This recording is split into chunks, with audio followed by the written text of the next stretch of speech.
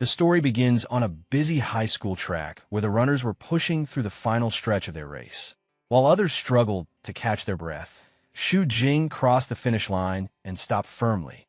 The coach checked the stopwatch and called out the result. Xu Jing 2 minutes 36 seconds 79. It was an impressive time, and the reaction from the sidelines was immediate. A group of girls watching began cheering and waving at him, calling out his name. Ignoring the noise, Xu Jing grabbed a water bottle to cool down. He tilted his head back and let the water wash over his face and neck. A timid female student stepped forward and held out a packet of tissues with shaky hands. She asked him to wipe his sweat. Xu Jing blinked, a bit confused, but accepted it politely and thanked her. She hurried back to her friends, overwhelmed with excitement. As Xu Jing wiped his sweat, he quietly gave a command. A faint yellow interface appeared in front of him, unseen by others. It displayed running experience plus 20, running LV3, 258 800. He noticed the points increased a bit more than usual. Then another notification popped up with plus 45. His expression went flat. He glanced at the crowd of girls still calling his name and muttered that this skill leveled up too fast. A sharp whistle cut through the air. His instincts reacted immediately. A tennis ball was flying toward him at high speed. Xu Jing didn't move in panic. He simply watched its path and caught it with a single motion. The impact sent dust around his hand, but he held the ball firmly. Smoke rose slightly from it, showing how strong the throw had been. He looked at it in confusion while the thrower stood in the distance with a sharp grin. Lu Xing's close friend ran up to him in a panic, asking who the thrower was. Lu squinted, recognized the person, and went pale. It was Pei Guang, the infamous school tyrant. He stood tall near the fence with a red aura around him, tossing another tennis ball, casually. Lu nearly fell over in fear. He asked Xu Jing why he had gotten involved with someone like Pei Guang and complained that it was probably because of girls again. He told Xu Jing to accept someone already so he would stop drawing trouble. Xu Jing gave no reaction and tossed the smoking ball aside before walking away.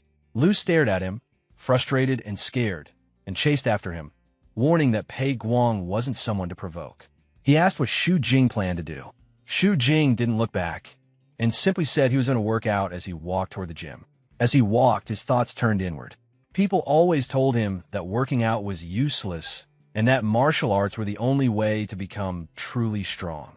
Xu Jing wondered if that was true. He looked at his hand and clenched it into a fist. For others it might be useless, but he was different. His confidence came from something he had kept secret for a month. He had not been born in this world.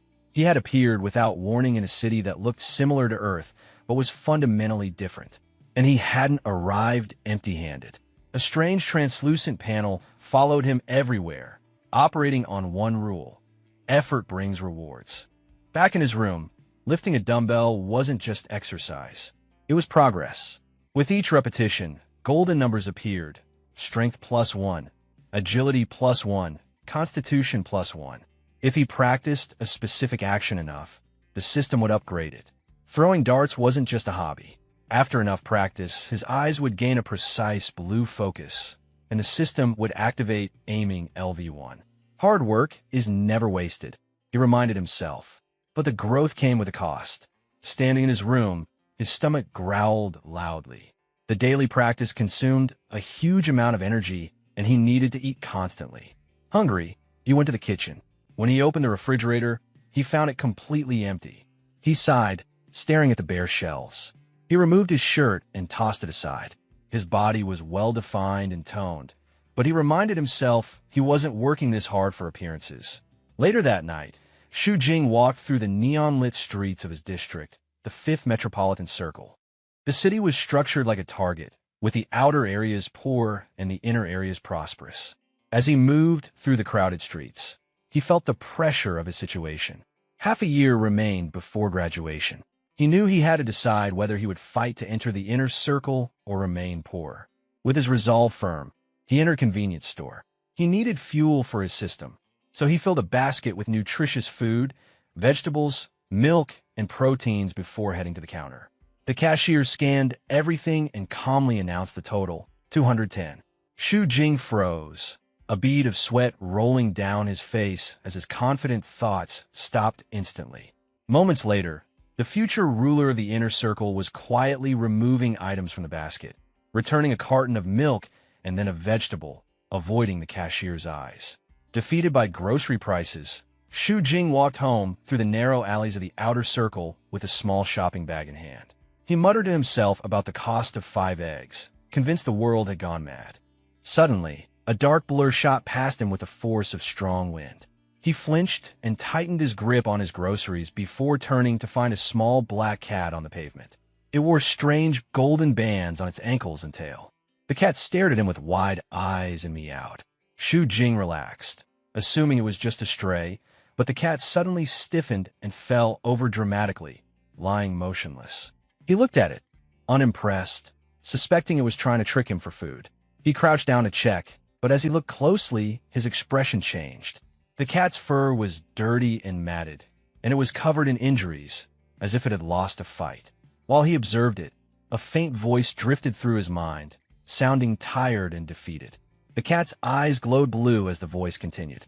Shu Jing jumped back in shock, staring at the cat in disbelief. Even with a system of his own, hearing a cat speak was far beyond anything he expected. His gaze shifted to the golden band around the cat's tail, noticing its strange and detailed design. He touched it lightly, inspecting the metal. The moment he made contact, the band burst into golden light. His system reacted in a new way, sending an urgent message. Detected divine substance, absorbing divinity. The word stayed in his mind as the glowing light pulled his thoughts away from the alley, reminding him of the world he lived in. This planet, called Earthstar or Zuyao, was not the Earth he remembered. Its history was shaped by one event. 287 years ago, God died. It was not a myth. A colossal glowing being had appeared above the city, towering over skyscrapers, and then shattered, raining light across the world. Every human saw it happen. The sky still carried the remains of the broken celestial body, a reminder of that day. With the gods gone, people accepted that humanity stood alone. There were no answers to prayers and no miracles. Only strength mattered. The memory faded, and Shu Jing returned to the present, walking down the empty street with the black cat tucked in his arms. He felt the presence of his system and the potential of endless growth. While the world lost its gods long ago, he saw an opening where others saw emptiness. Blue energy flickered softly around him as he told himself he would eventually grind his way to godhood. Back in his small apartment, those ambitions were briefly paused for a simpler task, feeding the guest. Shu Jing placed a bowl of dry kibble on the floor. The cat looked at it, then turned away with clear disapproval. Shu Jing's eyebrow twitched as he reminded the creature it was supposed to be a stray, but the same tired voice echoed in his mind, and he realized something. This might not be an ordinary cat. If it had intelligence and standards, then dry kibble wouldn't work. Shu Jing stood up and headed to the kitchen while the cat watched him. Inside, he cooked with efficiency and determination. His knife moved quickly as he chopped scallions. Flames rose as he tossed ingredients into the wok, and every movement was practiced. For him, cooking was just another chance to level up. Soon, the apartment filled with the aroma of a freshly cooked meal. Shu Jing held out the steaming bowl of green pepper and shredded pork rice. The change in the cat was immediate, its earlier arrogance disappearing at the smell. Its eyes brightened slightly as it let out a small sound and began eating quickly. Shed Jing watched from the side with a quiet sense of satisfaction. He realized his guess was correct. Watching the creature eat normal food, he confirmed his thought that it wasn't a real cat at all, but a human who had turned into one. His gaze shifted to the golden band around its tail, thinking that it was probably the cause. Suddenly, a process inside him finished, and he felt a clear change settle in his body. He blinked, surprised by how quickly it completed. The progress continued, and a new ability was ready for him to use. It required a large amount of divinity, but he had just enough. He didn't hesitate and activated it. A golden light filled the room as the ability took effect. The energy gathered into a small flame hovering above his palm before sinking into his skin. He felt a strange new force settle within him. The ability gave him a passive effect and extra life. If he died, he could revive within 7 days. The cooldown was 3 months. Jing was stunned by how useful it was. He checked if there was an active skill as well, but it remained locked. It needed much more divinity to unlock, and he didn't have enough. His eyes drifted toward the black cat, still eating without a care. He considered draining more divinity from it, but when he noticed the cuts and injuries on its body, he stopped. It already looked weak. He admitted that taking more would be too much. His expression softened. Instead of pulling on its tail, he gently patted the cat's head and decided to think of another approach. The cat finished its meal and let out a small burp. Jing still couldn't ignore the golden band on its tail. It was clearly connected to divinity, and he needed to understand it. He stood up and grabbed his jacket. He planned to go out and look for clues about divinity and also see what the creature did while he was gone. He stepped outside, closing the door behind him. The cat stared at the door for a long moment. Its relaxed expression slowly disappeared, replaced by a sharp, alert look. Its emerald eyes glowed faintly as it watched the empty space, clearly more intelligent than it appeared. Outside, the night was cold. Jing walked through the outer ring's crowded streets. The district was filled with poverty, and entering the inner ring required impossible fees, even if someone qualified. Still, many people tried, hoping for a better life. Jing wasn't concerned about that. He knew another way existed. If someone became a martial artist, all barriers vanished. A large character on a graffiti-covered wall spelled out, "Martial," like a reminder to everyone passing by. Jing continued walking until a rough voice called out to him. A bald man holding a baseball bat stepped forward with a blond man carrying a metal pipe. They blocked his path confidently, claiming that he had offended someone named Pu Guang. Jing looked indifferent. Before they could continue, he moved. His kick sent the blonde thug flying backward.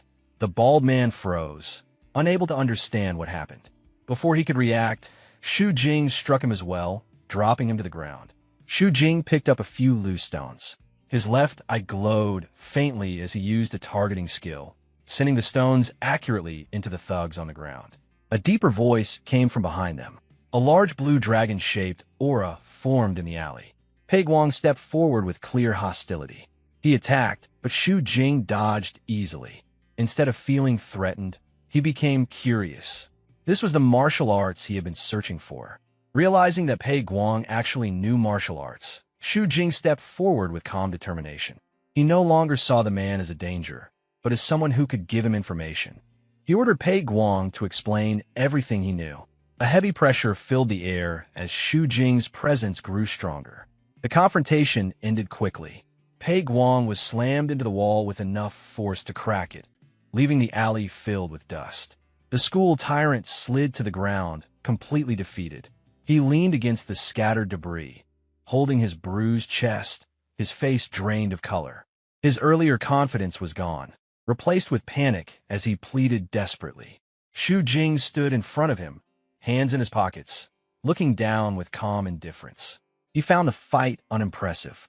He had expected more, but the opponent only had one predictable move. The brief exchange had been simple. Piang's attack looked strong, but followed an obvious pattern. Jing dodged easily and countered with one accurate strike. As the dust settled, a golden notification appeared at the side of his vision, confirming that the conditions had been met and the fighting skill had activated. Jing felt a shift in his fists. The ability was linking his earlier aiming improvement to the precision of his punches. Looking at the trembling man on the ground, he understood how large the gap between them truly was. Dealing with someone of Peo Guang's level was more than enough for him now. Peo Guang pressed himself against the wall, shaking as he begged Jing not to hit him again. Jing ignored the apology and leaned forward, asking about the punch Peo Guang had used earlier. Confused but too frightened to lie, Peo Guang explained that it wasn't a technique, but inner force, energy collected throughout the body and released through a movement. Jing asked how to train inner force and who taught him. Peo Guang admitted he only knew the basics and couldn't explain it clearly. Jing watched him for a moment, then grabbed him by the collar, unimpressed by his attempt to appear helpless. He listed the rumors Peo Guang had spread about himself to build a tough reputation, pointing out how different reality was. Peo Guang burst into tears, insisting it was all a persona and none of the stories were true. Xu Jing didn't accept the act and delivered one more strike to make sure the lesson stayed. He warned Peo Guang that if he ever forgot this moment, he would be punished every time they crossed paths. As he turned to leave, he ordered Peo Guang to write a self-criticism and recite it 10 times in front of the class the next morning. He also told him to have his friend record a video so Xu Jing could review it later. Terrified, Peo Guang agreed repeatedly and quickly showed Xu Jing a location on his phone, a dojo. Xu Jing glanced at the screen, noting the dojo location, then walked away, leaving the shaken school tyrant behind. Entering the inner ring marked a clear change. The old brick buildings faded into tall glass structures that reflected the city lights. Following the navigation on his phone, Xu Jing walked quietly through the clean, bright streets. Golden notifications appeared again, calculating experience gained from the earlier fight. He compared it to regular workouts and realized that one short battle had given him more progress than hours of training. He also awakened a new skill, which led him to a simple conclusion. Picking fights would increase his strength faster. Eventually, he arrived at a large building with a golden sign, Golden Wind Dojo. After the phone indicated the destination was reached, he entered. The lobby was quiet, and as he greeted the receptionist, she quickly hushed him, explaining that the master was teaching a class. Inside, an elderly man with a long white beard instructed a group of students about breathing methods and the basics of circulating inner force. Xu Jing stood at the back, listening with interest. This was exactly what he needed. He asked the receptionist if he could join, and she agreed, slightly flustered. A small notification appeared above her head, indicating charm experience. Xu Jing took a seat on an empty mat. The master instructed the students to tighten their core, inhale deeply, and hold their breath. Xu Jing followed the guidance calmly. The assistant watched nervously, worried because the group rarely produced promising students. Soon enough, most students reached their limits.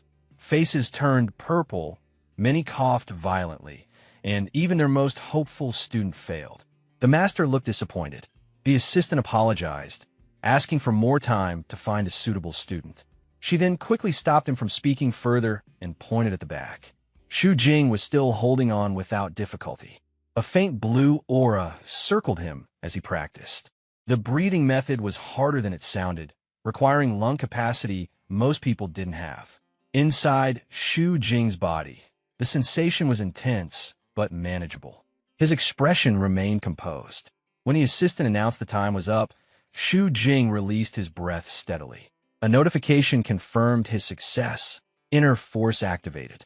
The master immediately approached him, asking if he felt any discomfort. Xu Jing looked at his own palms, noticing faint steam and a light feeling throughout his body. He replied that he felt refreshed. The master's expression brightened. He held Xu Jing's hand and asked for his name, inviting him to join the dojo. Before Xu Jing could respond, the front entrance suddenly burst open with a loud crash.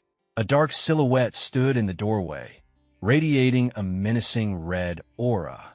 Without a word, the intruder swung a weapon and released a massive wave of crimson energy that tore through the room, instantly turning the peaceful training session into a battlefield.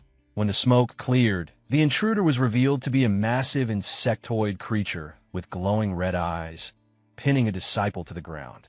Its mandibles clamped down with a sickening crunch, tearing into the student's chest as blood splattered across the dojo floor.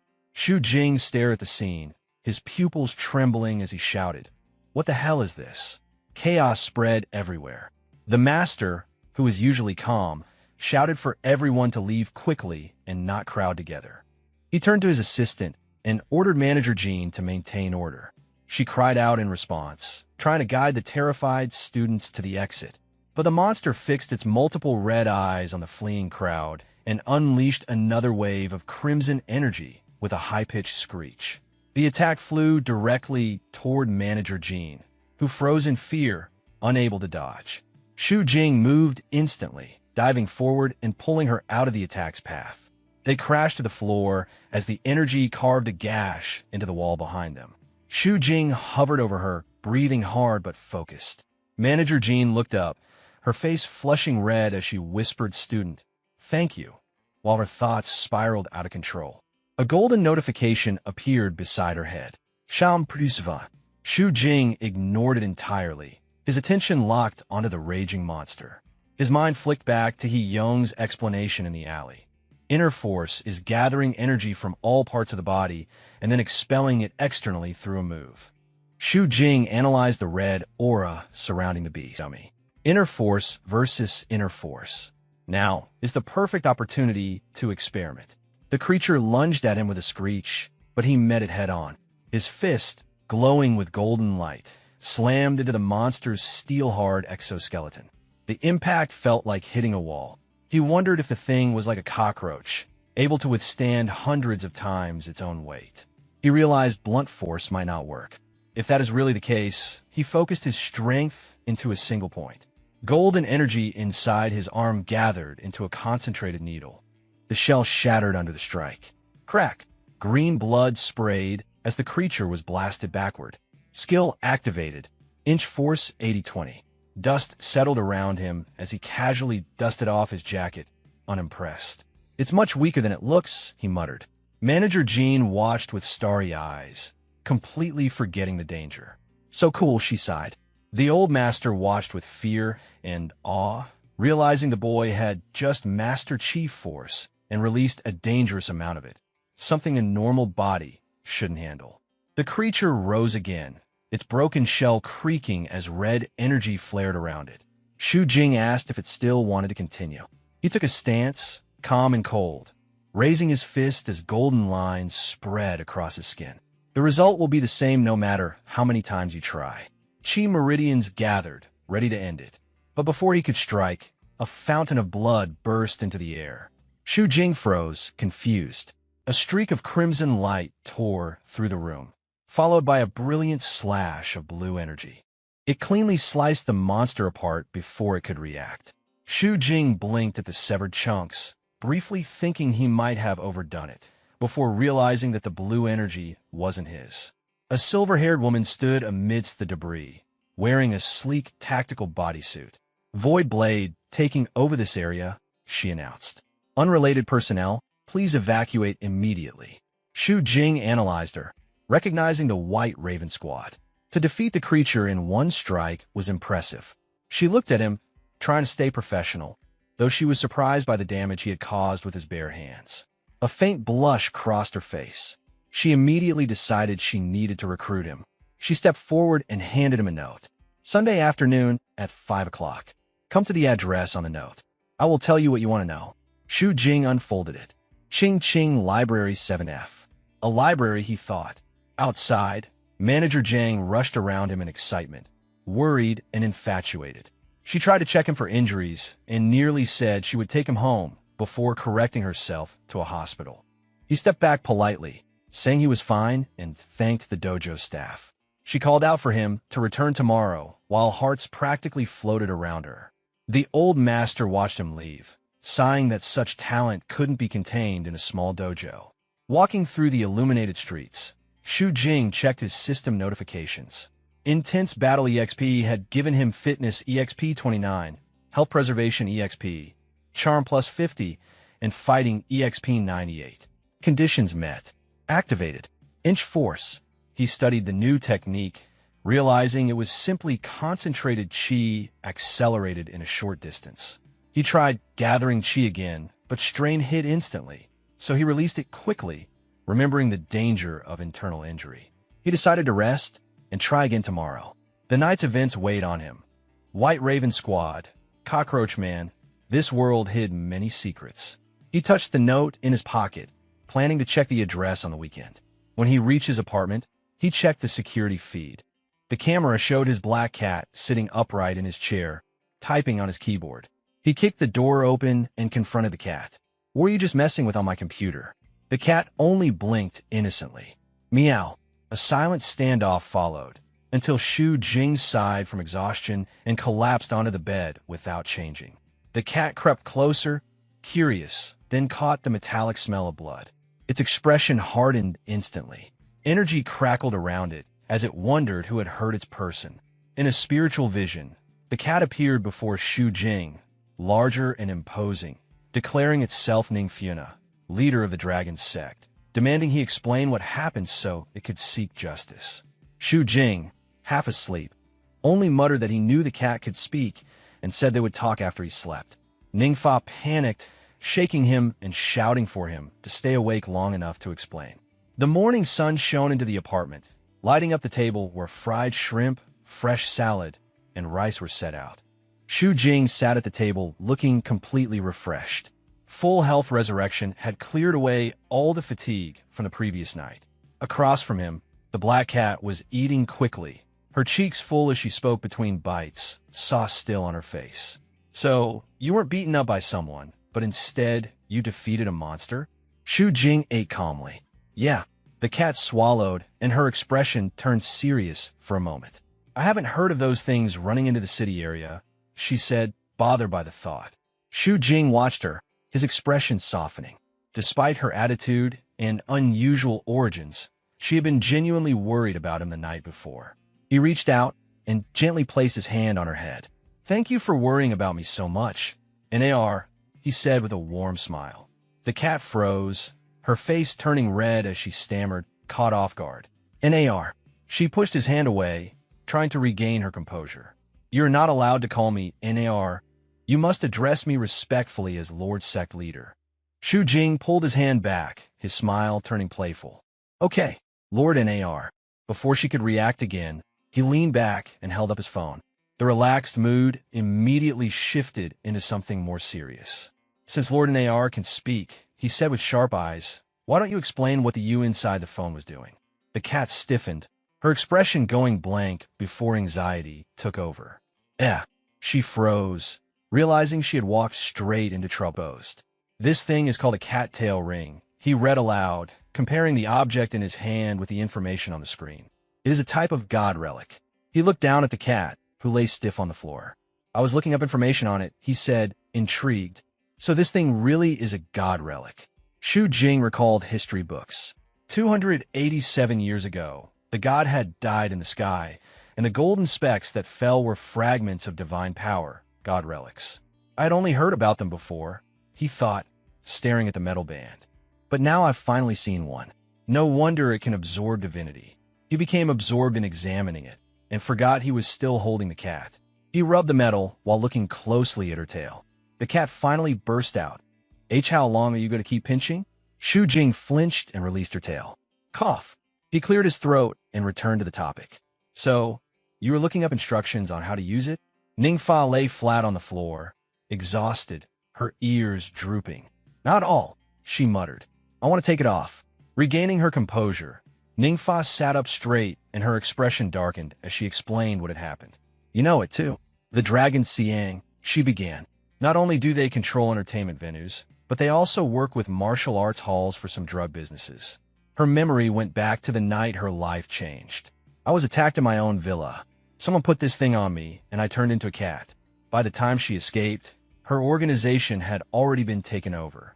I can only turn back into a human appearance if I take it off." Her claws scratched the floor lightly as she continued. "And then kill all those people," she said with clear intent.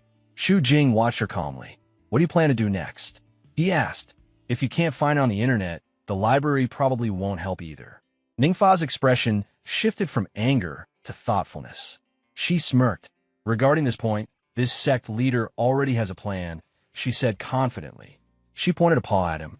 "That is to have you practice martial arts and become strong." Shu Jing blinked, confused. Is there any connection between these two things?" "Of course, there is," Ningfa said, standing on her hind legs. "After you become strong, various organizations will come looking for you," she explained. "Maybe among them there will be god relic holders. Then you can investigate and find a way to remove the cattail ring." She puffed her chest slightly. "I'm going to introduce you to the best dojo." Shu Jing raised an eyebrow. "You mean?" Ningfa grinned. "Have you heard of Hidden Dragon Dojo?" Shu Jing's expression went flat. "Of course." He turned to his computer and quickly brought up a page. "Back when I wanted to practice martial arts, I checked the tuition fees of all the dojos in Ching, he said. And Hidden Dragon Dojo was the most expensive. He scrolled down to a long list of one-star reviews. but I didn't remember it because it was expensive. He read some out loud. What kind of dojo is this? The teaching quality doesn't match the tuition. Refund the money. Every day, they just send a few women to supervise. I suspect this is a scam dojo. Studied for a week. My back aches every day. No one gives any method to relieve it. Ningfa scoffed. These people can't even endure hardship. Why bother learning martial arts? She looked up at him seriously.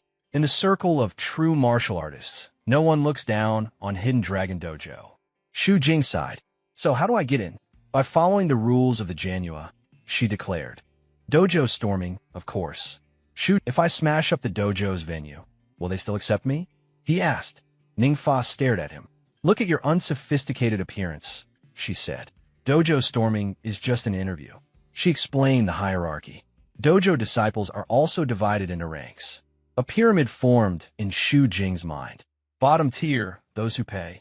Middle tier, those with talent. Top tier, those who prove their strength. Those with talent still have to rely on actual ability, she continued.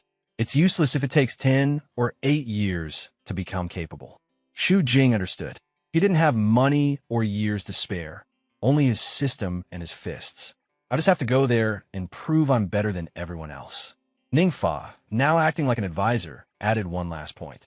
Dojo storming is a form of self-recommendation, she said, and the best way to prove one's spirit. As Shu Jing headed for the door, the cat jumped onto the window. So, remember to go to the dojo tomorrow, she said while looking outside. I'm going to take care of some things. The next morning, sunlight lit the city as Shu Jing reached the Hidden Dragon Dojo. The building was a traditional wooden structure tucked among modern skyscrapers. A disciple at the entrance walked over and greeted him with a smile. Shu Jing reached out to shake his hand. As their palms met, Shu Jing felt a sudden, sharp pressure. The disciple squeezed hard, veins standing out on his arm, while keeping a polite smile. Shu Jing guessed it was a test and decided to take it seriously. He gathered golden energy in his hand and squeezed back. The disciple cried out and pulled his hand away in pain.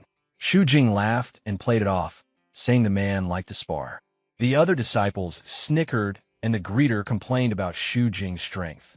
Shu Jing realized his mistake and let the man go. The commotion drew attention. Someone warned that the master and the direct disciples were approaching. A group moved in, radiating a stronger presence than the gatekeepers. Leading them were direct disciples who looked like experienced fighters. Li, a large muscular man. Zhu Shanning, a fierce woman in a qipao. Mingqing Xiao, a sharp-eyed girl with glasses. Chun Fuguang, a confident green-haired youth. And in the center, the master Mang Basong in a wheelchair with a black cat wearing a heavy pearl necklace on his lap. The lower-ranking students whispered, surprised at the gathering. The master rolled forward and asked if Shu Jing had come for dojo storming. The cat on his lap looked up and fixed its eyes on Shu Jing. The master noted it had been a long time since someone dared to try dojo storming his place. He then asked Shu Jing if he thought he was qualified. Shu Jing glanced at his system and worried quietly. His combat-related levels were low compared to a dojo master. The master announced he would ask questions first. Shu Jing answered his name and age. The questions then turned personal, where he lived, what his parents did, whether he had siblings. Shu Jing stood, sweating and confused, as the questioning felt oddly like a marriage interview. The master laughed and said he had to ask extra questions for a future son-in-law. Zhu Shanning stepped forward, cracking her knuckles and insisting they fight to decide. She promised she would go easy on him. Shu Jing shook off the confusion, refocused, and raised his fists. As Zhu Shanning entered the center, the other disciples whispered that Shu Jing might be in trouble. Ning Funa, the black cat, watched from the sidelines, puzzled and annoyed at the idea of a marriage interview. Zhu Shanning attacked without hesitation, her movement sharp and controlled. Shu Jing's aiming skill broke her movement down into precise frames. He did not retreat. Instead, he moved in her guard and grabbed her wrist. Using her momentum against her, he twisted and threw her off balance. She spun away and stumbled dazed. The direct disciple's expressions shifted from amusement to interest. Li commented that Shu Jing's dynamic vision and grappling positioning were accurate, noting the brief exchange with a critical eye. Next to him, The green-haired Chun Fuguan grinned, amused by the scene. He said it reminded him of his own younger days and laughed, calling Xu Jing a good seedling.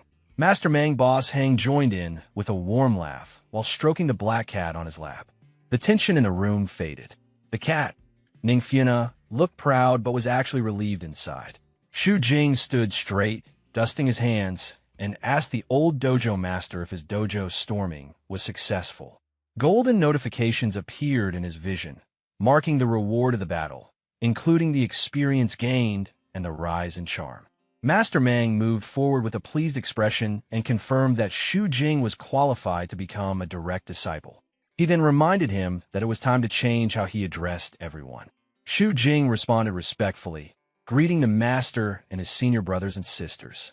Chun Fuguang laughed loudly and called him the seventh junior brother. From the floor, Zhu Shanning, still holding her sore arm, introduced herself as the sixth senior sister and insisted he shouldn't get proud over one victory. Xu Jing thanked her warmly, noting in his thoughts that she had been the youngest before his arrival. A female disciple with long brown hair approached politely, offering to guide him through the entry procedures. Xu Jing quietly questioned the fancy title she used for him, and Master Mang clarified that as a direct disciple, he should not be looked down upon. She added that as an inner ring resident, the title was appropriate. Xu Jing asked if it could be changed, saying young master felt awkward, but eventually accepted whatever they preferred. Later, in the dojo lounge, Xu Jing relaxed on a sofa with the black cat resting on his lap. He mentioned that dojo storming wasn't as hard as he was told, saying the fight ended in one move. The voice of his guidance corrected him, explaining that Zhu Shanning was actually far stronger and that martial arts required more than just numbers. Decisions, intelligence, state of mind, and luck all mattered. Xu Jing understood and acknowledged that his victory had been influenced by luck and that he still had much to learn. The topic shifted, and he explained where he went the previous night, mentioning a visit to Grandpa Li and casually revealing some family history. The disciple awkwardly accepted the explanation and handed him an identity card for future access to the dojo. He received more charm experience, accepted the card, and prepared to return the next day. The following morning, the dojo was unusually lively. Disciples whispered as Xu Jing trained intensely in the center of the hall. He had been grinding all night, drenched in sweat and pushing himself through exhaustion while golden notifications continued to appear, marking improvements in fitness, inner force, and other skills. He sensed himself close to breaking through and refused to stop. With one final surge, a golden light flowed around him, signaling his breakthrough to inner force level 3. Drained, he collapsed onto the floor. The sound of a wheelchair approached. Master Mang looked at him with approval, saying Xu Jing was the strongest disciple he had ever accepted and would soon be able to cultivate the hidden dragon technique. Even exhausted, Xu Jing was eager and immediately asked about the method. Master Mang told him to hold out his hand. As they touched, the old man's expression shifted. He examined Xu Jing's internal state, seeing golden energy and signs of immense potential. He asked what sports Xu Jing usually did. Xu Jing tried to downplay it, but the master shook his head, saying there was no problem, only that Xu Jing's body was unnaturally well-balanced, almost as if crafted perfectly. He described him as a martial arts prodigy. Xu Jing knew the system was the reason, but stayed quiet. He then asked again if he could learn the technique immediately. The master stopped him, saying he had trained through the entire night and his body was covered in injuries, so there was no need to rush. In Master Mang's vision, he noticed the hidden damage beneath Xu Jing's skin, with red stress points spread across his muscles and meridians.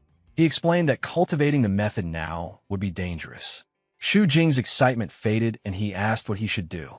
Master Mang told him to go to the lounge and said he would send the sleeping dragon ointment shortly. A few minutes later, Xu Jing was waiting in the lounge. He stood up when he heard a knock at the door. Instead of servant, Zhu Shanning stepped inside. She looked different from her usual appearance, wearing a loose white t-shirt and holding a small bottle. Her cheeks were slightly red as she told him she was there to treat his injuries. Xu Jing felt uneasy. He remembered how easily he had defeated her the day before, and he worried she might still be upset. She told him to take off his shirt, and he hesitated before doing so. She stared at his trained physique, her face turning redder, then pointed to the massage bed for him to lie down. He lay face down. Zhu Shanning told him not to move and began preparing the ointment.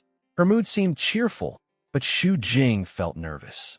She applied the cream to his back with firm pressure, making him wince slightly. She leaned more of her weight onto him, asking why he wasn't reacting. He told her it was fine as long as she was comfortable. Hearing this, she paused. She admitted that she had acted out of her own frustration from losing and had tried to tease him. She asked timidly if he was angry. He reassured her that he wasn't and told her to continue. She finished treating his upper body and jokingly told him to take off his pants. Xu Jing panicked and quickly refused, causing her to laugh. She told him she was joking and left the room smiling. Xu Jing let out a long breath, feeling like he had just avoided trouble.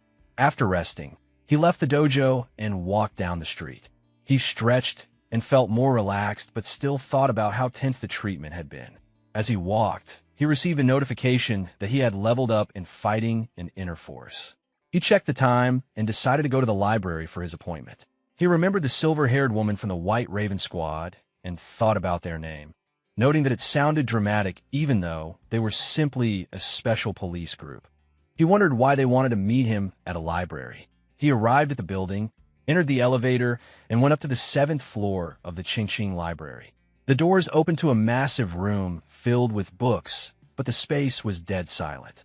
The library was empty, and Xu Jing walked down the long aisle of bookshelves, wary of a possible trick. From the shadows emerged a young woman with long blonde hair, tied in a ponytail, radiating brightness and cheer, a stark contrast to the silver-haired soldier he had encountered before. She gestured toward a table by the window, bathed in warm sunlight. Xu Jing noted the setting, understanding that the meeting was conducted in secrecy, away from the special police station. Her expression carried appraisal, and it was clear she had already evaluated him. He considered the reasoning behind her interest and remained guarded, questioning the basis for her attention. The woman picked up a red book from the table, signaling its importance. Xu Jing stiffened, realizing that his knowledge of god relics, information he had shared only with the cat, had drawn her notice. A chill ran through him as he assessed her background and intentions, noting that the recruitment process was far more complex than he had anticipated. She poured water into a cup and slid it across the table without explanation. Xu Jing drank it and found it ordinary, yet he remained suspicious. A second cup of liquid, clear and colorless, revealed sweetness when tasted, a revelation that unsettled him. It confirmed that her intentions were deliberate and layered with hidden knowledge. She then explained the true history of their world. 287 years ago, God had died. The scattered points of light from the deity's demise, later called God's blood, had fallen to the earth, embedding themselves in objects, living beings, and aspects of human fantasy. Objects containing this divine substance were known as god relics. She displayed a glass teapot glowing faintly with magical light, identifying it as a god relic, a sweet water kettle with a unique serial number. Xu Jing touched the kettle, and his system detected the divine substance, absorbing divinity points immediately. His heart raced as he realized he could gain divinity simply by touching god relics. Holding the kettle, he pretended to examine it while secretly continuing to absorb points. Observing the kettle, Xu Jing noted the water inside defied gravity and logic, effectively making it a perpetual motion device capable of overturning fundamental laws of the universe. He began connecting this to the inner ring of the city, where abundant electricity and resources existed, unlike the suffering outer ring. He hypothesized that god relics might explain the disparity. He restrained himself from overthinking, understanding that the very existence of a god relic symbolized unreasonableness and was beyond human replication. After reluctantly stopping his absorption of divinity, Xu Jing considered the motives behind the woman's revelation. She provided proof of her authority, including her company's official designation as a god relic containment and research entity, and acknowledged his recent feat in defeating a monstrous opponent with the body of a normal person. Xu Jing recognized that his courage and spiritual strength had impressed her. Determined, Xu Jing resolved to join the organization immediately, seeing it as an opportunity to access god relics and gain experience points. His determination was absolute, and he envisioned the possibilities of working in a god relic containment environment with unrestrained ambition. Excitement rose on the protagonist's face as his thoughts raced.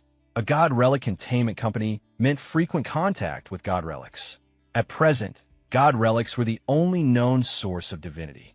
Even the passive skill twin life was already this powerful, and if the active skill was even more unreasonable, then no one in this world would be able to defeat him. In his mind, the future was clear, and wealth felt inevitable. While he was lost in his thoughts, Wu Yuqing observed him quietly and formed her own impression. To her, he looked like someone who had not yet seen much of the world. She took out a contract from behind her and handed it to him. The protagonist accepted it and began reading carefully. As he scanned the contents, he realized it was mostly identical to a standard labor contract, with the addition of a confidentiality agreement. His attention soon shifted to the second section. It detailed the dangers involved in god relic work, clearly stating that unforeseen risks were possible.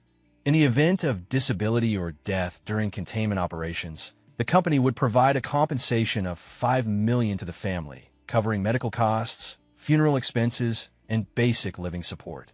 It also specified that no further claims could be made and that incidents caused by personal negligence would not be covered. After reading this section, doubts surfaced in his thoughts. He began to wonder whether this job was far more dangerous than he had expected. Wu Yuqing then explained the grading system of god relics, which were divided into 4 levels based on danger. As a newcomer, he would only be assigned the lowest grade tasks. As long as procedures were followed, the risks would remain minimal. Only after showing sufficient growth would he be exposed to truly dangerous work. Confidence surfaced in his thoughts as he considered the higher grade relics. Wu Yuqing clarified that relics of the highest grade were beyond the scope of individuals or single organizations and would inevitably involve official government forces. Still, a lingering question troubled him. He could not understand why he had been chosen. Having contact with a god relic alone did not seem enough to qualify him. In his thoughts, he reasoned that she knew nothing about his panel or his martial arts training. Being invited solely based on Void Blade's recommendation felt suspicious. Wu Yuqing then revealed the true reason. According to her, god relics possessed a form of will. Rather than humans finding them, relics were drawn towards certain people. Among humanity existed rare individuals capable of attracting god relics naturally. She herself was one such person, and the protagonist shared the same constitution. To her, the offered salary alone was proof of sincerity. As he looked at the salary section of the contract, his thoughts shifted again. The pay was substantial, with a high monthly salary, a share of containment rewards, and additional stacked benefits. Realization dawned on him that this was why the company had acted so urgently. When he signed the contract, his thoughts were already settled. Salary was secondary. What truly mattered to him was access to god relics. He felt confident about the future and accepted the cooperation without hesitation. After concluding the agreement, he prepared to leave. As he exited the library, his thoughts returned to his priorities.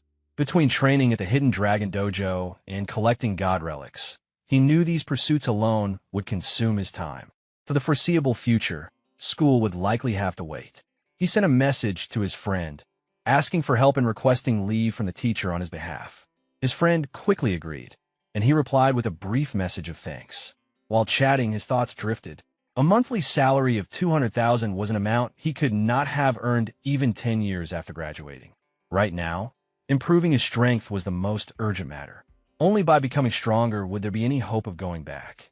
The scene shifted to the outer ring, where he walked while projecting his digital screen into the air. His attention focused on his active skill, wanting to understand its function first. The screen displayed information related to twin life, including the divinity required for upgrading, its passive effect of possessing 2 lives with a selectable resurrection time, and a cooldown period. The active ability was now unlockable, while another ability remained locked behind higher requirements. He proceeded to activate the active ability. New information appeared, explaining that for each level, 1 physical-related ability could be designated, producing a doubling effect when used. The available options included memory, physical defense, physical strength, reaction speed, movement speed, calculation ability, and concentration. As he reviewed the options, he analyzed them carefully. Choosing physical strength would double his power, but his main combat method relied on precision rather than brute force. Defense felt unnecessary due to his existing durability.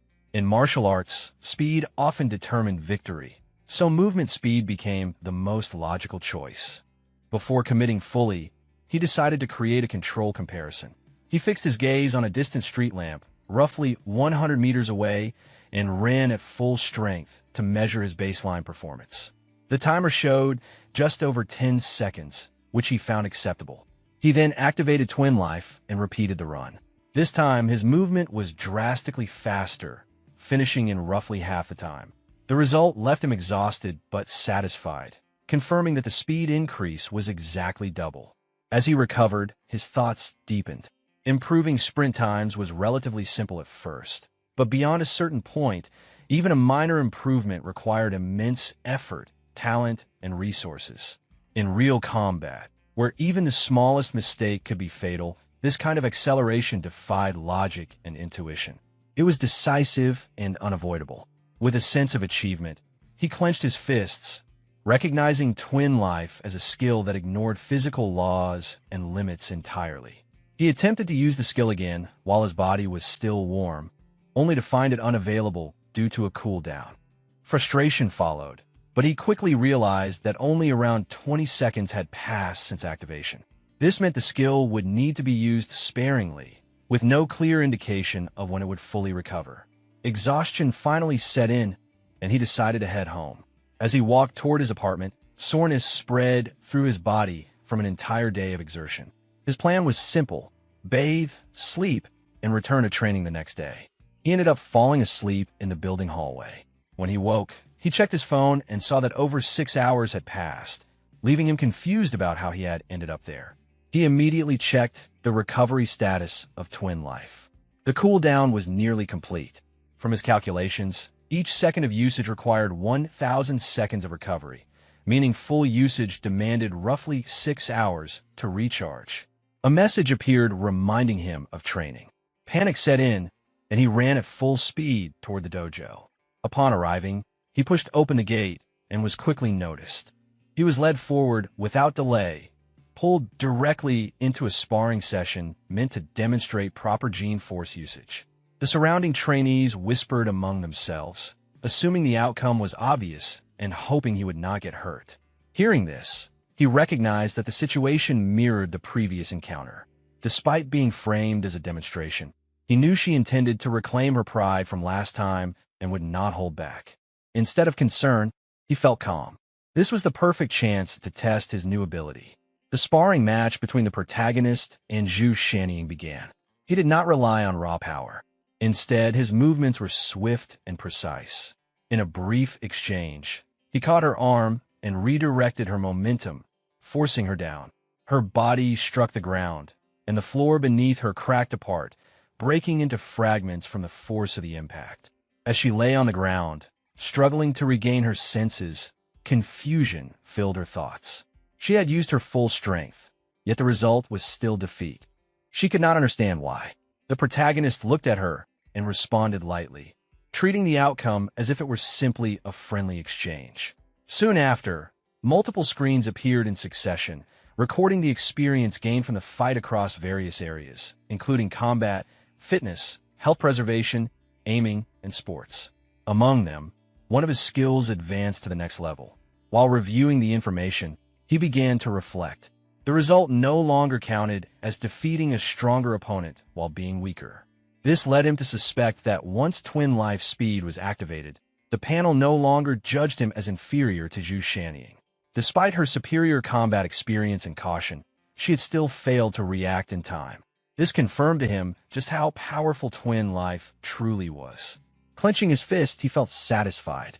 His future training focus became clear. He needed to learn how to fully utilize the advantage created by overwhelming speed. From a distance, Chen noticed him and called out, inviting him to train together. The protagonist agreed and followed along. After some time passed, Chen observed him closely and realized something was wrong.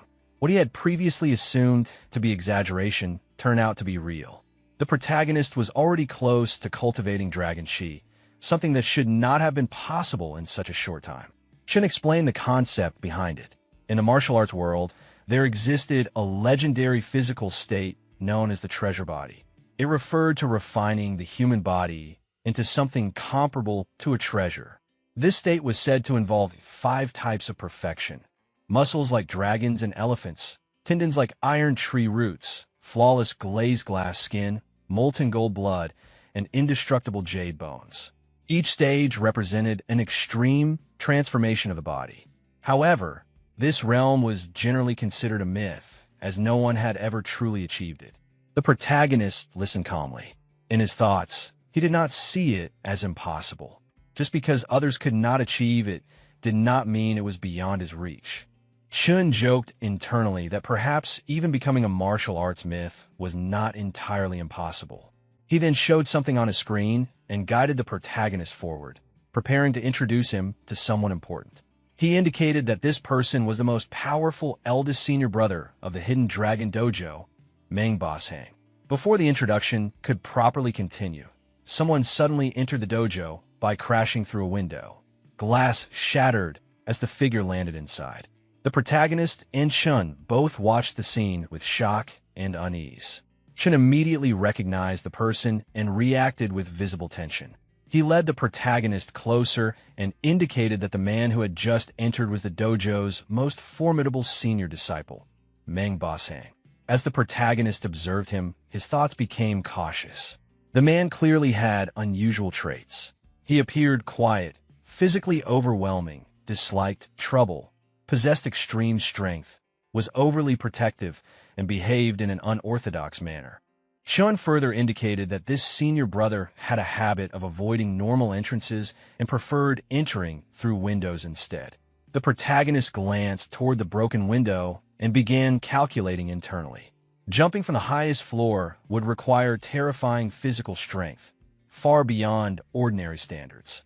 After a brief exchange between Chun and Mangbashang, Chun seemed to understand the situation. He then informed the protagonist that he needed to leave to handle some matters. Before leaving, Chun emphasized a key principle of the hibernating dragon technique. Its core lay in force delivery and shaping. The protagonist repeated the concept in his mind, slowly grasping its meaning. He realized that he had been overly focused on increasing the quantity of chi while neglecting how it was shaped and controlled. A new idea formed as he considered combining this concept with his aiming ability. 3 hours later, the protagonist sat in meditation, breathing steadily and focusing his mind. He gathered his power into his index finger and released it toward the wall. The impact created a large hole, far exceeding anything he had achieved before. As he examined the result, he acknowledged that this was far more effective than simple projectile techniques. At that moment, the dojo master arrived alongside Zhu Shanying, applauding his progress. The master appeared pleased, recognizing that in addition to his exceptional physical talent, the protagonist also possessed remarkable aptitude in sports-related cultivation. The master then handed him a pearl-like object. Without hesitation, the protagonist consumed it. Immediately afterward, the master's expression turned serious, demanding his full attention. The protagonist's consciousness began to fade. Confusion filled his thoughts as his surroundings blurred. He questioned where he was and what had just been done to him. As he lost consciousness, he perceived a massive dragon formed entirely of energy. The dragon surged forward and entered his body. A glowing, dragon scale-like pattern appeared on his arm. As he faintly registered the change, confusion lingered in his thoughts as he stared at his transformed hand. The protagonist held his head tightly with both hands as discomfort surged through his body. Pain throbbed behind his temples while the chi inside him felt chaotic, rushing wildly in every direction. He suspected that this instability was the effect of the pill he had just consumed. As his consciousness stabilized, he focused inward. He slowed his breathing, deliberately calming the restless chi. Using the hibernating dragon technique, he entered a controlled state of breath retention. The sensation that followed felt profound and unfamiliar. All distracting thoughts faded away, leaving only clarity. In that moment, he realized that complete focus on cultivation alone was enough. His consciousness was soon pulled back into the dreamlike dimension. Once again, he found himself seated before the gigantic dragon formed from particles resembling god relics. As he faced it, his eyes transformed, taking on the same presence as the dragon's. Several translucent screens appeared before him, indicating that the conditions had been met and a new skill had been activated. The visualization ability appeared, newly unlocked, and still at its initial level. When he fully regained awareness, confusion surfaced. He did not understand how he had returned so suddenly. Observing him, the dojo master appeared calm and satisfied. The master had intervened just in time, preventing the protagonist Chi from being completely exhausted. Cultivating dragon Chi on the first attempt was no small feat, and the master clearly regarded this achievement as extraordinary. The protagonist wondered what dragon Chi truly was. The dojo master explained that dragon Chi was fundamentally tied to emotion. Strong emotions enhanced strength and vitality, especially in moments of anger or survival. Within the hidden dragon style, stimulating emotions was referred to as Chi of motion, while controlling emotions was known as Chi of stillness. Mastery came from combining both states, allowing success in any pursuit. Motivated by this explanation, the protagonist considered how such power could be trained. The dojo master believed he had already grasped the core of it and encouraged him to reflect rather than ask further. The protagonist realized that the essence might lie in the distraction-free state he had entered earlier. As memories surfaced, he noticed something strange. Knowledge from his past life felt intact and vivid. Problems he once struggled with now seemed simple and effortless. Concepts he had not studied in years appeared clearly in his mind. This sudden clarity led him to realize that his intelligence had improved. The dojo master acknowledged this, but implied that it was only a minor aspect of the transformation. The protagonist also noticed that ordinary matters no longer stirred his emotions easily. His imagination had strengthened significantly. He could now visualize a giant dragon with extreme precision, down to individual strands of its mane and every golden scale. He suspected that this ability was closely related to visualization itself. The dojo master made it clear that understanding alone was insufficient and that only practice would reveal the truth. He then instructed Qingjiao to spar with the protagonist. Qingjiao was known for having the best motion control among all disciples, surpassing even her father, Boss Hang. As Qingjiao approached, the protagonist's thoughts wandered briefly, distracted by her appearance. He wondered how her strength compared to that of the sixth senior sister. Pushing those thoughts aside, he charged forward, mentally asking forgiveness from the fourth senior sister. Qingjiao remained calm. With a single raised hand and a simple gesture, she halted his attack and sent him flying effortlessly. Observing this, the dojo master laughed, noting that the protagonist's intentions had been far too obvious. As the protagonist sat on the ground preparing for another attempt, he questioned whether her strength surpassed even his golden finger. When Qingjiao formed another hand seal, he rose again, determination burning in his chest. He surged forward at full speed, resolved to win this time no matter the cost. The protagonist tried using various strengthening skills and techniques against her while continuing to attack. In his thoughts, he believed that in martial arts, methods did not matter. Only the one who remained standing was considered the winner, while the one on the ground was the loser. She countered with a clean kick that struck him directly, sending him flying backward and crashing to the ground at a distance. After a moment, he forced himself back up, gathering what strength he had left, and pushed himself to continue the sparring. From outside the dojo, the sounds of continuous combat could be heard as both of them fought without holding back. During one exchange, the protagonist landed a solid punch to Qingjiao's chest. The force behind it sent her flying through the air, carried by the energy contained within that strike. The protagonist felt a strange sensation travel through his hand at the moment of impact. It was unfamiliar and different from anything he had experienced before. The dojo master stepped in and ended the match, deciding that it was enough for the day. Qingjiao was sent away to rest, as continuing any further would no longer be effective. As she left, the protagonist wondered why the fourth senior sister never spoke. The dojo master explained that something had happened when Qingjiao was very young, and that her story could not be explained quickly. It was something that would need to be discussed another time. The protagonist accepted this explanation without pressing further. The dojo master then observed him closely and asked about the results of the day's training. Sweat streamed down the protagonist's face as he reflected on how he felt. His body was completely exhausted, more tired than he had ever been in his life. At the same time, he felt an unfamiliar sense of happiness and fulfillment. On his way home, the protagonist thought about the sparring session. The fourth senior sister was extremely fierce. After sparring with her for more than 4 hours, his experience had increased significantly. He realized that continuing to train alongside her would be extremely beneficial. When he reached his apartment, he opened the door and called out to his cat, bringing fried chicken with him. When there was no response, unease settled in. He searched around the apartment, growing increasingly worried as time passed. It was already late, and the cat was nowhere to be seen. As he approached the bathroom, he noticed that the light inside was turned on. Seeing this, a thought crossed his mind. Someone appeared to be inside the bathroom. Standing near the bathroom door, the protagonist noticed a single pair of shoes placed neatly beside it. He reasoned that Warner had not brought any guests home. With only one pair present, it meant she was likely inside. A sense of unease followed. His thoughts turned cautious as he recalled that Warner had mentioned having enemies before.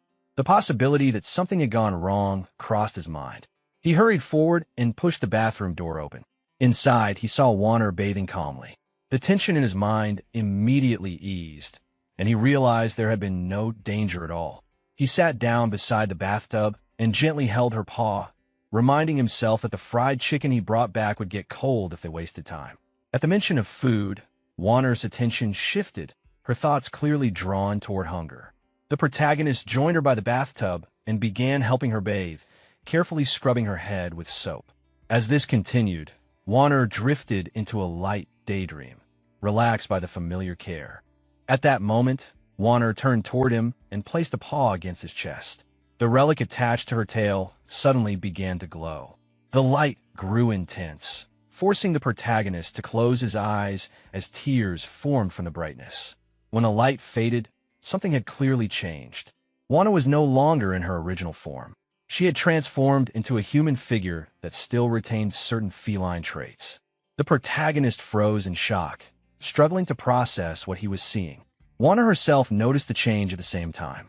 Seeing her own hands and unfamiliar body caused immediate confusion and embarrassment. She instinctively tried to cover herself and blocked the protagonist's view with her tail. The protagonist remained still and calm, reassuring himself that he had not seen anything inappropriate. His focus was on de-escalating the situation rather than reacting. As Warner became aware of her position, her embarrassment deepened. She shut her eyes tightly, overwhelmed by the sudden transformation and proximity. The protagonist noticed her reaction and questioned internally what was wrong. Warner, flustered and upset, denied that anything was happening, though her thoughts betrayed her confusion and frustration. She realized that the transformation had likely been triggered unintentionally. The emotions she had felt earlier, combined with the situation and the relic's response, had caused this outcome. The condition itself felt messy and unreasonable to her, especially with the remaining animal traits still present. She warned herself not to let misunderstandings form. This situation was clearly an accident, nothing more. As she attempted to move away, another unexpected sensation made her react sharply, further escalating her embarrassment and anger. The protagonist, maintaining restraint despite his own discomfort, understood that the situation was beyond simple control. He realized that if she did not move away soon, things could worsen unintentionally. Warner finally decided to leave the bathtub. She instructed herself to move carefully and insisted that the protagonist keep his eyes closed. As she stepped out, her foot slipped on the soap. Losing balance, she fell directly onto the protagonist's lap. The sudden impact left both of them frozen. The protagonist stiffened, sweat forming as he struggled to remain composed. Warner, completely flustered, realized what had happened and panicked internally, insisting that it had not been intentional. The protagonist felt a wave of embarrassment, his face heating up as he struggled to remain still. The situation was becoming increasingly difficult to manage, especially with Warner still so close. Warner reacted with visible discomfort. Her movements became restless, and her expression showed clear unease. The more she shifted, the harder it became for him to keep control. Tears welled up in her eyes as she felt overwhelmed, unable to fully explain herself. It was obvious that none of this had been intentional. The protagonist focused on calming her down. He understood her panic and reminded himself to endure just a little longer. At the same time, he realized that if this continued, things could spiral beyond control. His expression turned serious. He knew that she needed to leave immediately, or the situation would become far more complicated. Wana noticed the shift in his demeanor. After a brief pause, she suddenly bolted out of the bathroom at full speed, instinctively covering herself as she fled. Left alone, the protagonist finally exhaled and resumed bathing by himself, trying to clear his thoughts. An hour later, he stepped out of the bathroom, drying his hair with a towel. He noticed that Warner had already returned to her original form. The transformation had reversed without warning, leaving only confusion behind. Warner appeared frustrated and irritated. After calming down earlier, she had inexplicably turned back into a cat and was now unable to transform again. The inconsistency of the relic's behavior clearly bothered her. When the protagonist tried to approach, she dodged away and put distance between them. Observing this, he understood her reaction. Given what had happened earlier, it was natural that she did not want any physical contact. He carefully explained that he had recently encountered someone knowledgeable about god relics. His plan was to seek help the next day and learn more about Warner's condition, hoping it might allow her to transform again safely. Warner reacted dismissively on the surface, but inside, excitement quietly stirred. The thought of transforming again filled her imagination with wild, self-indulgent fantasies of turning the tables on him. She began laughing to herself, lost in those thoughts, while the protagonist watched her with confusion, unable to understand her sudden mood shift. Later that night, the protagonist went to bed and fell into a deep sleep. By morning, he woke feeling refreshed and noticed Warner sleeping nearby, her breathing calm and steady. A notification sound from his phone pulled him fully awake. He checked the message and saw that it was from Yu Qing, the person who had previously recruited him. The message was short and urgent. Reading it, excitement stirred within him. At last, new work had arrived. The scene shifted to the next morning inside the Qingchang library. After entering the library, the protagonist immediately sensed something unusual. The entire space was silent and empty, with no signs of activity anywhere. As he looked around, confusion arose in his mind.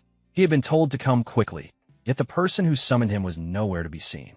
His gaze slowly swept across the room until it settled on a single girl seated at a table, quietly reading while wearing a pair of glasses. At first glance, she seemed like an ordinary student, but something about her presence felt familiar. A moment later, realization struck him. The girl with the glasses was Wu Yuqing.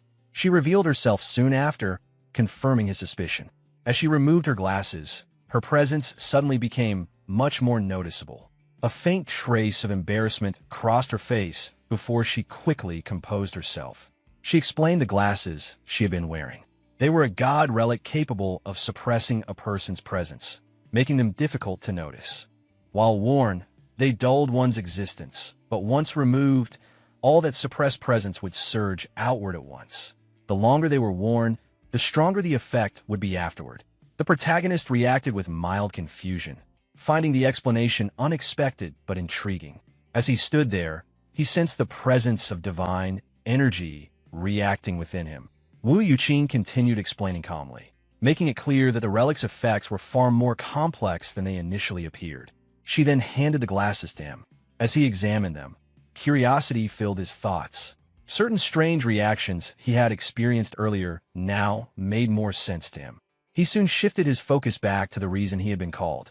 That was when Wu Yuqing brought out several documents and laid them before him.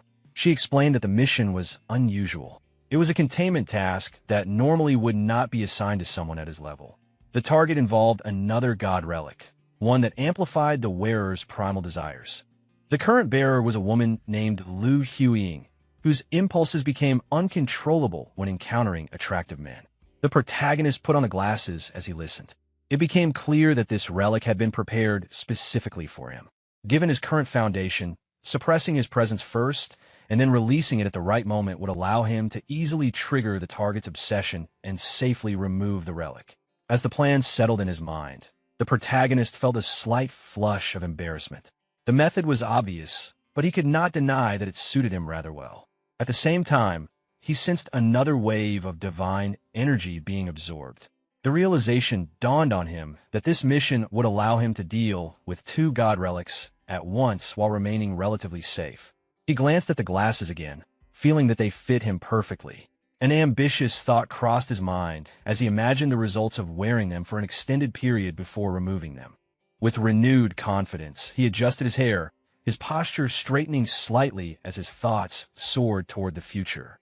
Nearby, Wu Yuqing watched him quietly, a trace of confusion appearing in her expression as she tried to understand what was going through his mind.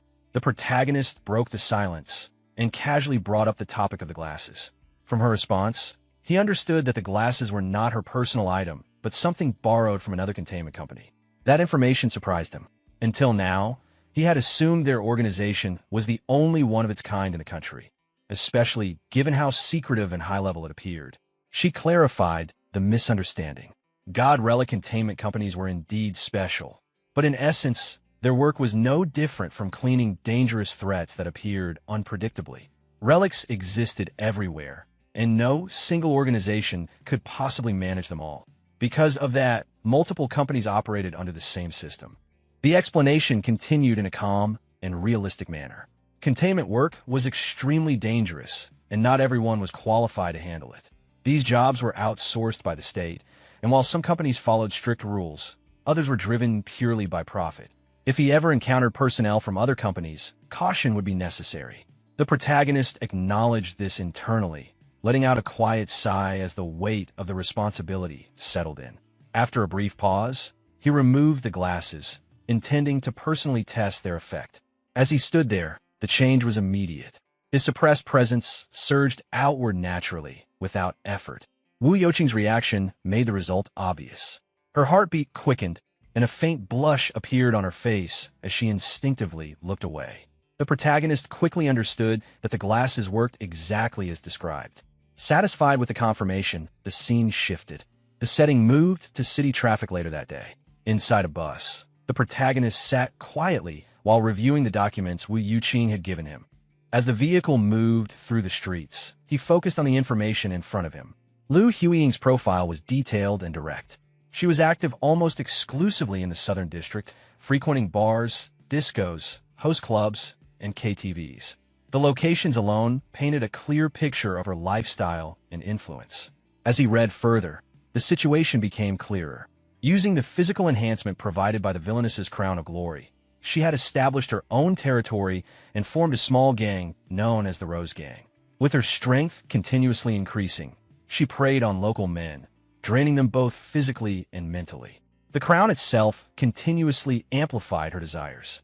The stronger those desires became, the greater the boost to her physical abilities.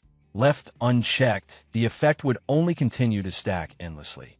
The solution, however, was straightforward. Removing the crown would return her to a normal state. The challenge lay in creating the right opportunity to do so. As the bus slowed and reached its destination in the Southern District, the protagonist folded the documents and stood up. Stepping off the bus, he felt another subtle surge of divine energy within him, signaling that his involvement with god relics was only deepening as he moved forward. The scene shifted to the Southern District. On a street corner, Lu Huiying was violently assaulting a man with a bat. A heavy strike landed squarely on his abdomen, forcing blood to spill from his mouth as he collapsed in pain. She casually swung the bat in her hand, clearly enjoying the complete lack of restraint that her current state allowed. Her expression was twisted with satisfaction. To her, Acting freely without consequences felt intoxicating. Anyone who tried to interfere or restrain her would only become another target of her violence. From a distance, the protagonist observed everything in silence. His attention was fixed on the crown resting on her head, and disgust rose in his thoughts. Her behavior felt excessive and absurd, but there was no doubt that she was the target he had been searching for. As Lu Huiying prepared to leave, an elderly man approached her cautiously. His posture was submissive, and fear was evident in his movements. She stopped and questioned him instead, clearly not done with her amusement for the day. The old man bowed deeply, offering compliance without resistance. His desperation was obvious. Lu Huiying suddenly closed the distance between them, her expression darkening as her intent became unmistakable. The protagonist, still watching from afar, felt immediate revulsion. The thought of approaching her himself made his skin crawl, and the assignment felt far more unpleasant than expected. Before the situation could escalate further, a group of men arrived, advancing toward Lu Huiying with hostility. Their formation was aggressive, and their intent was clear. They had come seeking revenge. Recognizing the sudden shift, the protagonist decided to remain hidden and continue observing. This unexpected development could reveal valuable information. The leader of the group stepped forward, openly challenging Lu Huiying. It quickly became clear that he was Duan Kaiping, the leader of the Razor Gang. Lu Huiying turned toward him dismissively, showing no recognition or concern. One of her injured subordinates hurriedly explained his identity, confirming that the Razor Gang had suffered greatly at his hands before losing their territory. Lu Huiying approached Duan Kaiping slowly, examining him with obvious interest.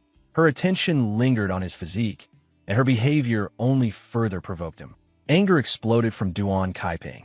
He surged forward and launched a powerful punch, demanding the return of his territory. Lu Huiying evaded the attack effortlessly, moving with speed and confidence that far exceeded his expectations. Enraged, Duan Kaiping continued attacking relentlessly, shouting insults as his strikes repeatedly failed to land. From his vantage point, the protagonist pieced together the situation.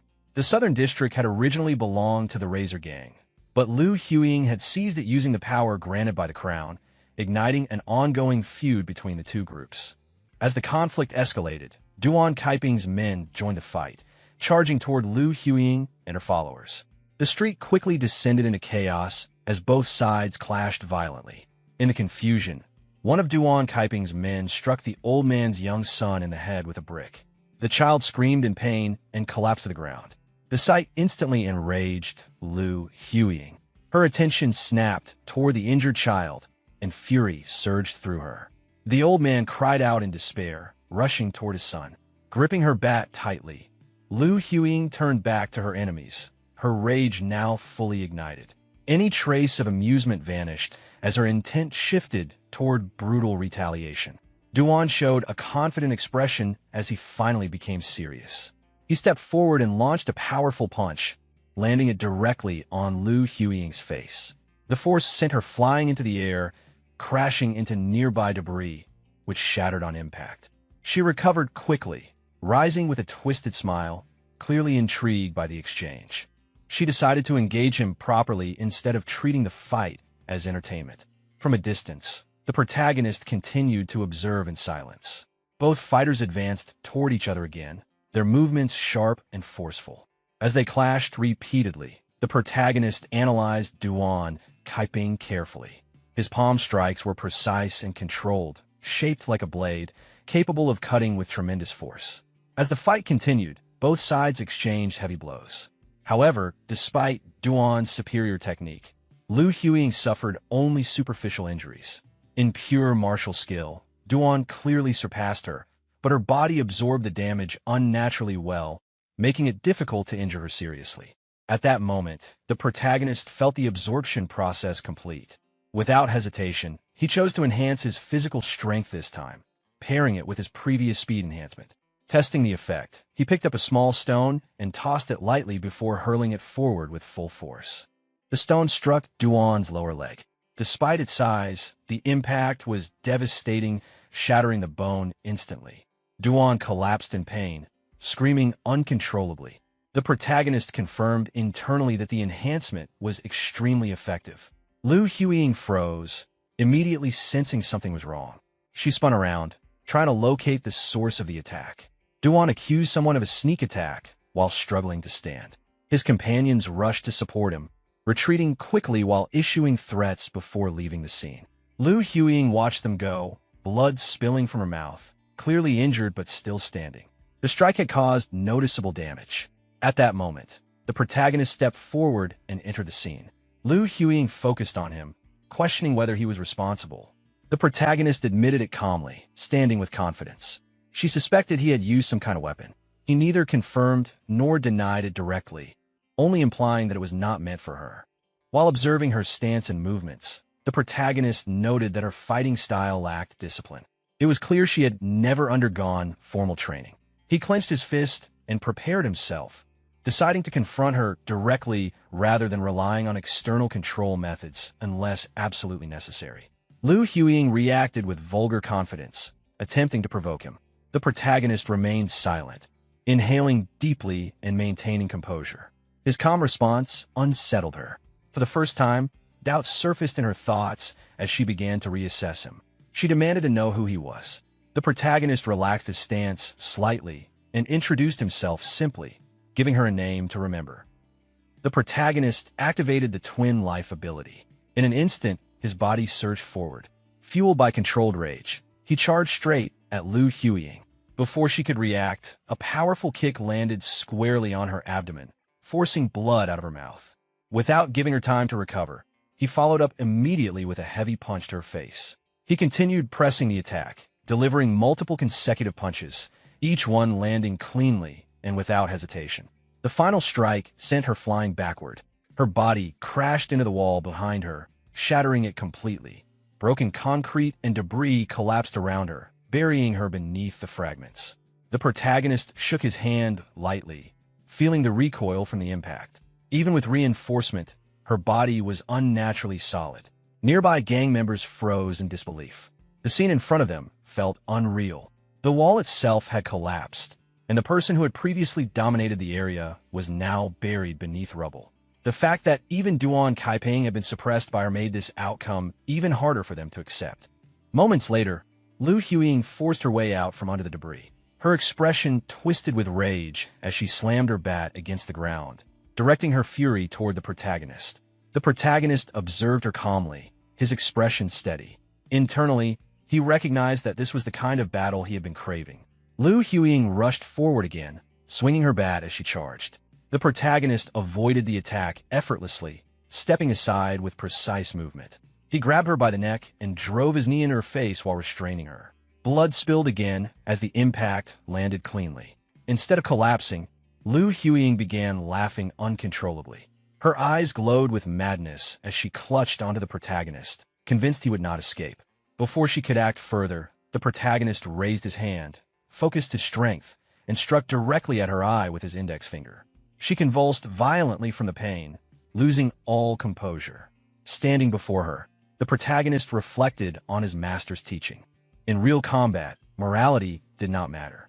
Victory alone determined who had the right to stand and speak. Weak points existed regardless of gender, and exploiting them was simply part of survival. He did not pause.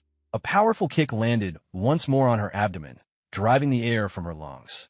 Immediately after, he clasped his hands together and delivered a decisive strike to her head. Her body collapsed face first onto the ground. The violent force caused the crown on her head to dislodge and roll away. The protagonist picked up the fallen crown, holding it in his hand as the battle finally came to an end. The protagonist took a photo of the crown and sent it to Wu Yuqing, informing her that the containment had been completed. Lu Huiying lay on the ground nearby, only partially conscious.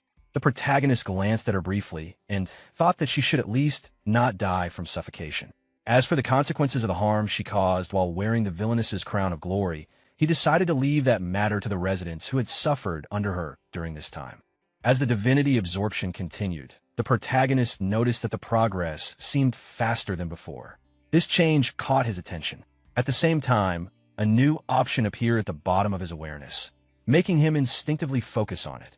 Before he could examine it further, a presence approached. A white-haired man dressed in a black suit appeared nearby, causing the protagonist to turn toward him in surprise. The man made it clear that the item in the protagonist's hand was not something he was qualified to hold and demanded that it be handed over.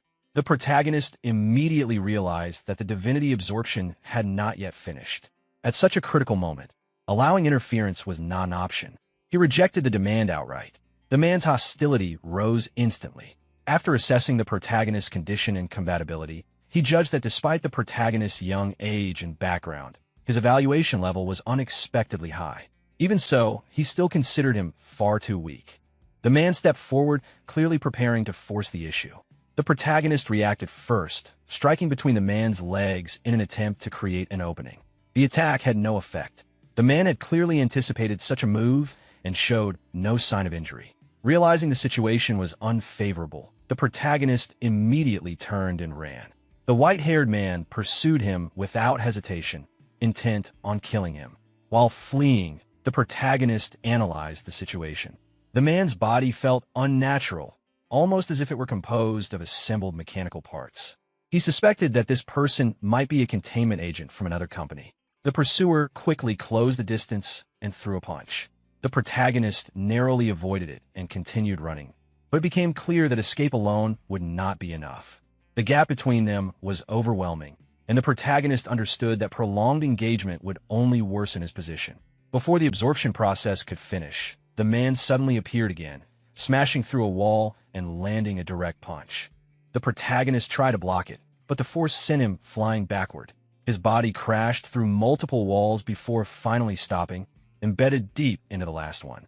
Pain spread through his body as he realized that no matter how he ran, he would eventually be caught. At that moment, the divinity extraction finally completed, unlocking a dormant ability that now met the conditions for activation. Without hesitation, the protagonist chose to activate it. The white-haired man advanced steadily through the broken walls, confident in his superiority and fully expecting the protagonist to surrender. Instead, the protagonist burst out from the shattered wall. In a sudden counterattack, he grabbed the man directly by the face, stopping his advance entirely. Still partially embedded in the wall, the protagonist realizes that the term recipient mentioned earlier was directed at him. After breaking free from his restraint with minimal effort, he steps out of the wall. The white-haired man, observing the protagonist's body and the strange black aura surrounding him, understands that he is facing someone known as a recipient and reacts with shock and fear. At that moment, the protagonist's body undergoes a transformation. Dark shadow, flames envelop him, and all of his injuries recover on their own. The ability responsible for this transformation enhances shadows into a tangible black flame, though its higher form remains locked due to insufficient requirements. The protagonist begins to question the meaning of recipient and why the white-haired man immediately associated the black flame with that title. Before he can think further, the white-haired man attempts to flee. As the man tries to escape, the shadow flames move on their own and begin pursuing him. The protagonist notices that the flames respond automatically to his intent, without any conscious control. This leads him to realize that the shadow flame may function as an automatic attack mechanism. The flames quickly catch up to the fleeing man, engulfing him completely and invading his body from within. Unable to endure the scene unfolding before him, the protagonist becomes physically sick and vomits. After the battle ends, the protagonist gains significant combat experience, resulting in multiple improvements to his physical abilities and combat proficiency. While standing over the unconscious body of the white-haired man, the protagonist carefully examines him. He notices that the man's entire body is covered in artificial skin with extremely high durability. Despite being burned for a long time, only minimal external damage is visible. He realizes that defeating him would have been extremely difficult if the damage had not occurred internally. To compare, the protagonist picks up a nearby stone. Even though it appears solid, it shows signs of damage after only brief exposure to the black flame. He concludes that the flame's destructive power is linked to the density of its target. Additionally, the stone shows no signs of charring and feels cold to the touch, suggesting the flame functions differently from normal fire. Due to the effect of the black flame, the stone gradually disappears from the protagonist's hand. From this, he understands that the black flame does not behave like ordinary fire. Instead, it originates from shadows. As the surrounding shadows diminish, the strength of the black flame weakens as well. He concludes that the greater the amount of nearby shadow, the more shadow flame can be converted, increasing its overall power. After deliberately dispersing the dark flame, the transformation ends and his body returns to its normal state. He realizes that the power was exhausted suddenly, without any clear indication or warning, and he is unable to determine how its cooldown functions. He then takes photographs of the unconscious white-haired man lying on the ground, deciding to set aside his questions for now. He plans to explain the situation involving this individual to Wu Yuqing first. The scene then shifts to the Southern District. Inside a massive building, a long-haired man stands before a grotesque creature composed of flesh and veins. One of his injured subordinates kneels before him, clearly aware that he had been warned repeatedly not to cause trouble recently. In an instant, the long-haired man moves close and grips the subordinate's head, applying pressure with his nails until blood begins to flow. The subordinate suffers intensely, trembling and sweating as the pain worsens. After a brief moment, the long-haired man allows the subordinate to rise and questions him about the two individuals who were sent out earlier. The subordinate reports that they appear to have been destroyed. The long-haired man initially considers White Raven as the cause, but learns that one of the attackers was instead injured by a young man. This revelation angers him greatly. The subordinate, terrified, explains that the youth is named Xue Jing and has no notable background, supposedly just an ordinary person. The idea that such a person could defeat the test subjects fills the long-haired man with rage. Although the test subjects were imperfect, he believes they should not have been overcome by someone ordinary. Enraged, he orders that the youth be captured. Turning his attention back to the massive creature before him, he decides that the captured youth will be personally fed to the sky-lodging insect mother. He believes this will allow the creature to produce stronger offspring, and sees this as another step toward his ultimate ambition of taking control of the planet. The scene shifts to Qingqiang Library. Standing inside the elevator, the protagonist reflects on the mission. He recognizes that the incident escalated far beyond expectations, and is uncertain how Wu Yuqing will handle the aftermath.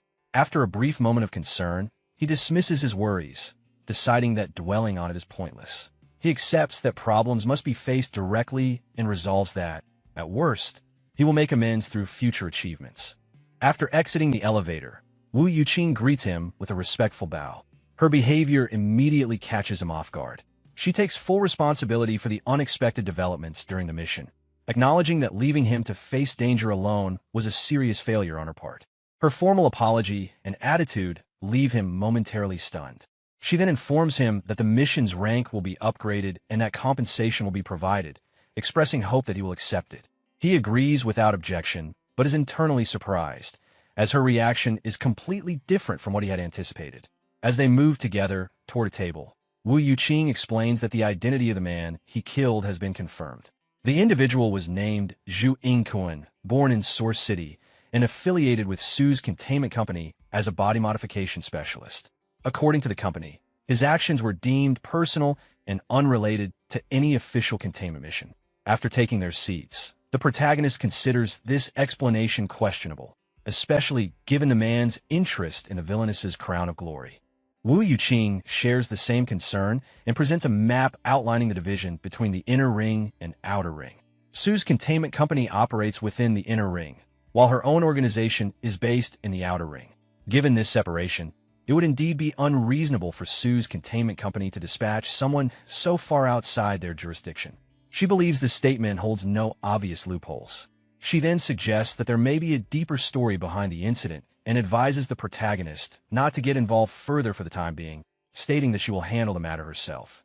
The protagonist places the crown on the table and removes his glasses, mentioning that he nearly forgot to return both items.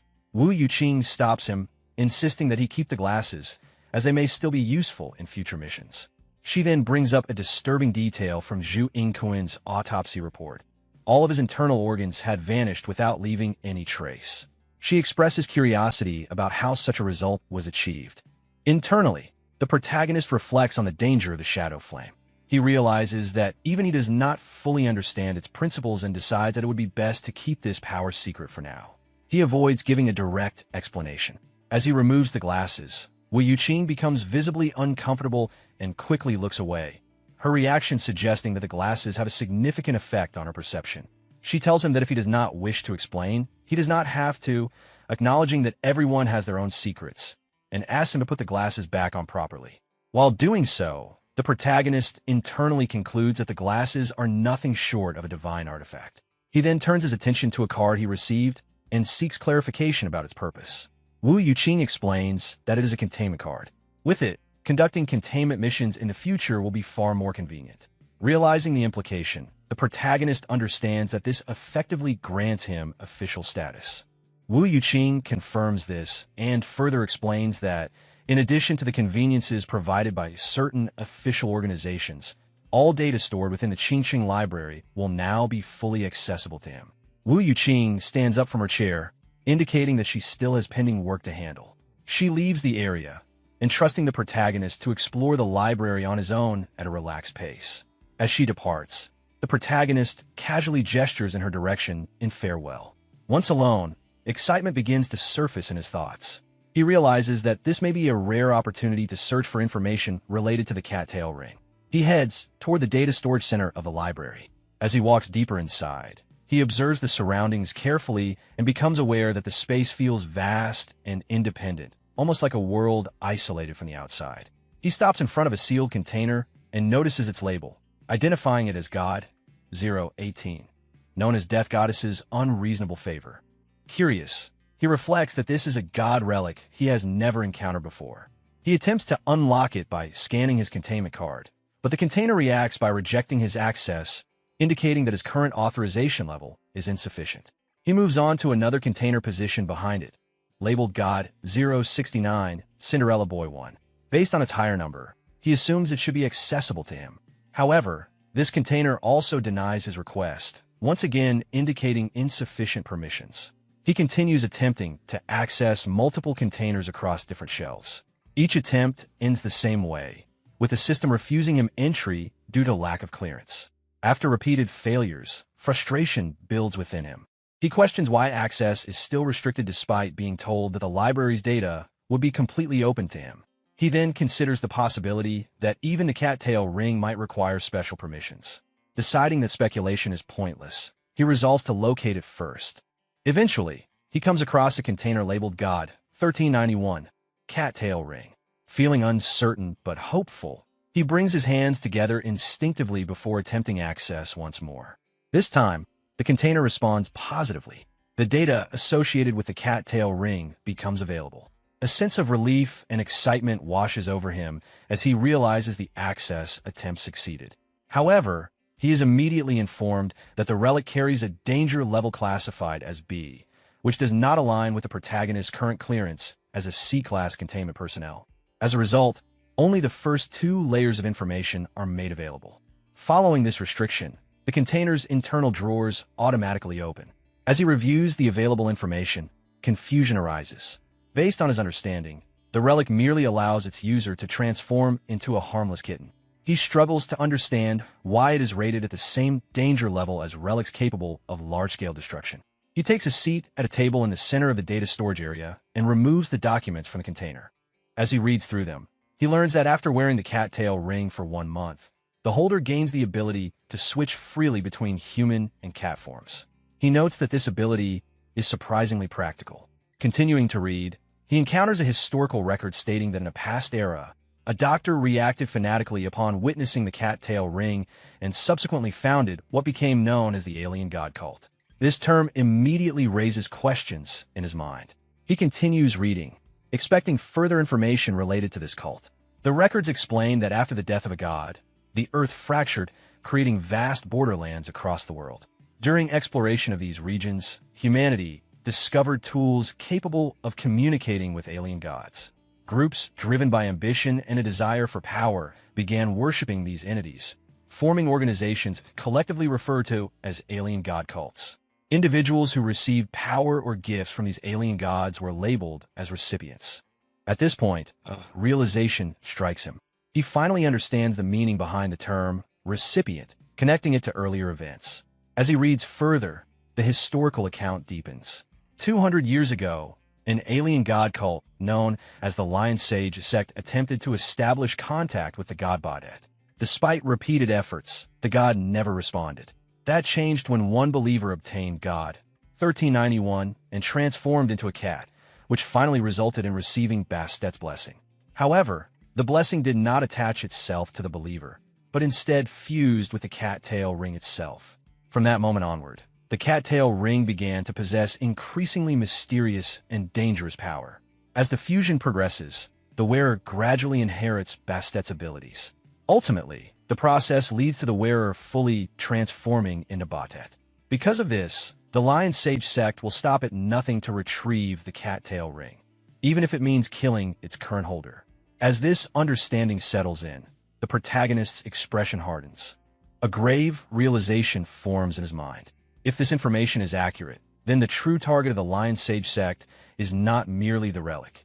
It is Nar,